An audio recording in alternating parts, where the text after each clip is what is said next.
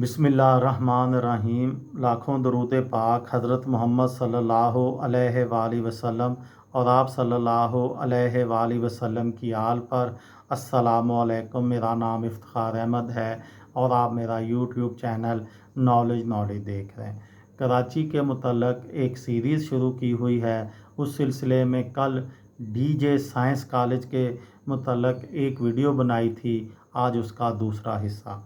1892 में कॉलेज का नाम सिंध आर्ट्स कॉलेज रखा गया, जो पूरे सिंध में आला तालीम के हसूल का वाहिद अदारा था। इस ज़माने में इस कॉलेज में पढ़ना एक बहुत बड़ा एज़ाज़ समझा जाता था। सिंध के अलावा भी दूसरे शहरों से हसूल इल्म के लिए तलबा इस कॉलेज का रुख करते, जिन्हें तालीम के साथ साथ रिहाइश भी फराहम की जाती।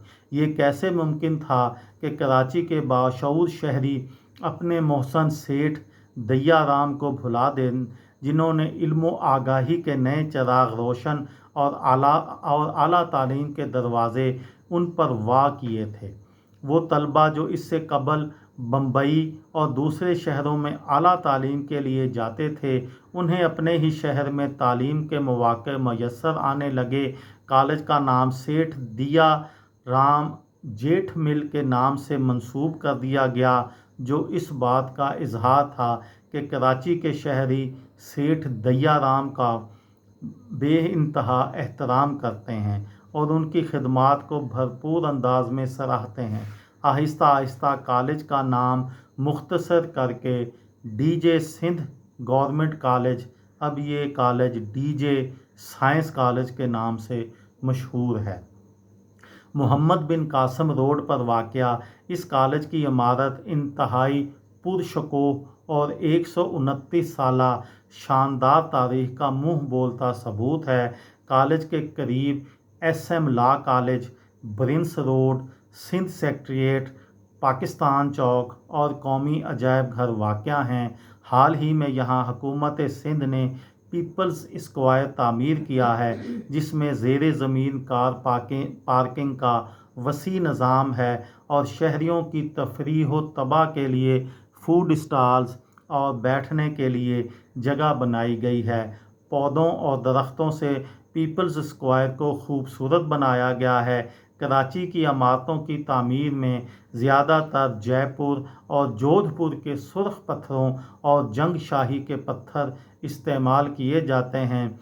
पत्थरों की कटाई के बाद उनको घिसा जाता है। बाज़ इमारतों के पत्थरों पर नक्शो नगार भी बनाए जाते हैं। सलावट बरादरी को संग तराशी का माहिर तस्वर किया जाता है। कराची की बेशतर इमारतें उन्हीं की फ़नी महारत का नमूना हैं, लेकिन डीजे कॉलेज की इमारत में इस्तेमाल होने वाले पत्थर अजमेर शरीफ भारत से मंगवाए गए थे, जबकि फ़र्श में इस्तेमाल होने वाली टाइल्स बेल्जियम से बरामद की गईं।